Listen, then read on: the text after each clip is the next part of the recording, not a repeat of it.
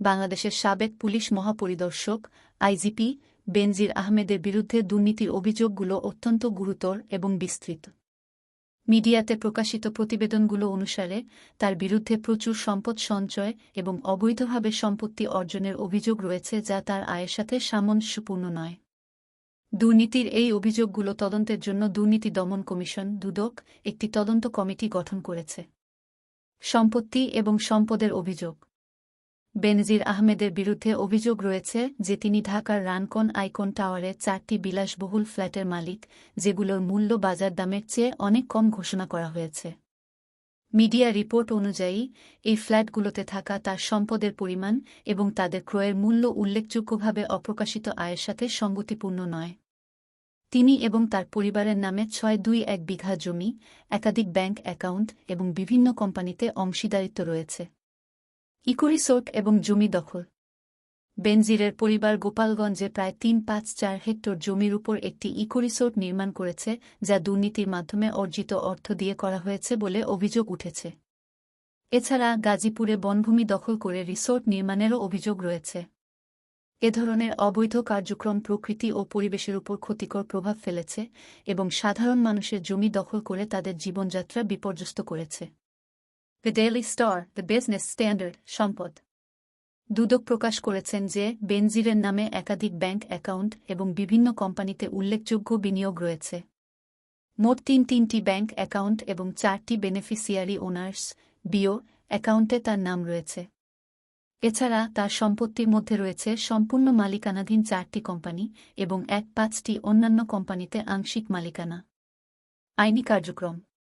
দুদকের তদন্তের পরিপ্রেক্ষিতে ঢাকার একটি আদালত বেনজিরের বিভিন্ন সম্পত্তি এবং সম্পদ জব্দ করার আদেশ দিয়েছেন। তার এবং তার পরিবারের সদস্যদের নামে থাকা 621 বিঘা জমি, তিনটি ব্যাংক অ্যাকাউন্ট এবং 4টি বিও অ্যাকাউন্টের সম্পদগুলোর উপর আদালত নিষেধাজ্ঞা জারি করে।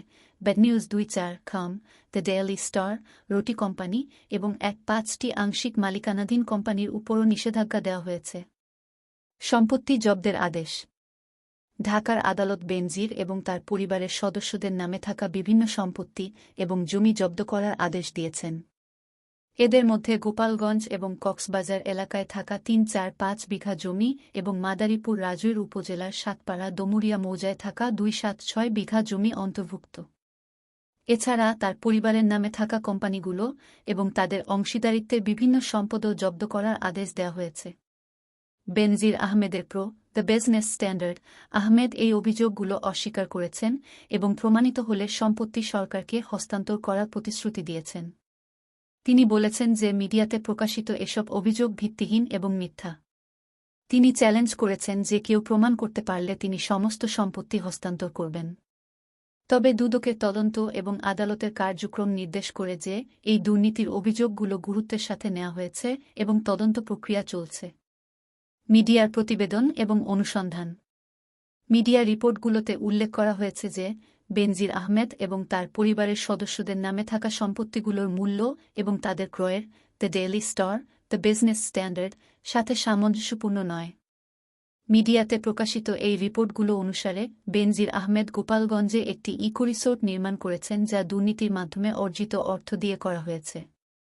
এছাড়া তার এবং তার পরিবারের সদস্যদের নামে থাকা সম্পত্তি এবং জমির পরিমাণ উল্লেখযোগ্যভাবে বেশি, যা তাদের ঘোষিত আয়ের সাথে মিল নেই। দুর্নীতির তদন্ত এবং আইনি প্রক্রিয়া। দুদক প্রকাশ করেছেন যে তারা বেনজির আহমেদের সম্পত্তির তদন্ত করেছেন এবং প্রমাণিত হলে আইনি ব্যবস্থা গ্রহণ করবেন। দুর্নীতির অভিযোগগুলো তদন্তের জন্য তারা একটি 3 সদস্য বিশিষ্ট কমিটি গঠন করেছেন। এই কমিটিতে দুদকের উপপরিচালক, দ্য বিজনেস স্ট্যান্ডার্ড সহকারী পরিচালক নিয়ামুল হাসান গাজী এবং জয়নাল আবেদিন অন্তর্ভুক্ত রয়েছেন। তারা বলেছেন যে মিডিয়াতে প্রকাশিত অভিযোগগুলোর সত্যতা যাচাই করার জন্য সময় প্রয়োজন এবং তদন্ত সম্পন্ন হওয়ার পর পরবর্তী আইনি পদক্ষেপ গ্রহণ করা হবে। সাম্প্রতিক তথ্য এবং নতুন অনুসন্ধান। দুদক আরও জানিয়েছেন যে তারা বেনজির আহমেদের আরও অপ্রকাশিত সম্পত্তি এবং সম্পদের অনুসন্ধান করছেন।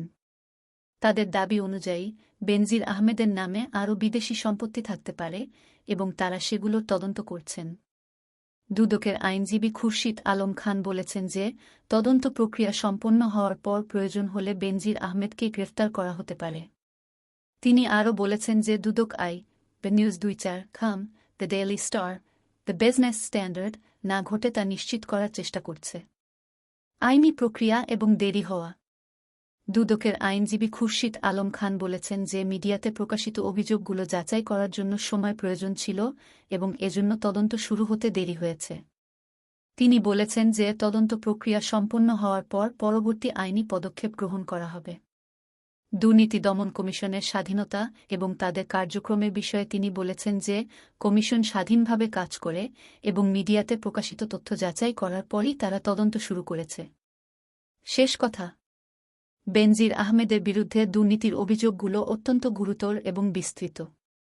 মিডিয়াতে প্রকাশিত প্রতিবেদনগুলো এবং দুদকের তদন্ত নির্দেশ করে যে এই অভিযোগগুলো গুরুত্বের সাথে নেওয়া হয়েছে এবং তদন্ত প্রক্রিয়া চলছে।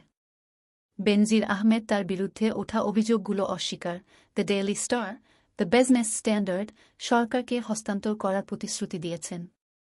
তবে দুদকের তদন্ত এবং আদালতের কার্যক্রম নির্দেশ করে যে এই দুর্নীতির অভিযোগগুলো সম্পর্কে সম্পূর্ণ সত্যতা উদ্ঘাটনের জন্য তদন্ত প্রক্রিয়া চালিয়ে যাওয়া হচ্ছে এবং প্রমাণিত হলে আইনি ব্যবস্থা গ্রহণ করা হবে। The business standard, the daily star, বা নিউজ ২-৪ খাম, the business standard, the daily star, বা নিউজ ২-৪ খাম। ৪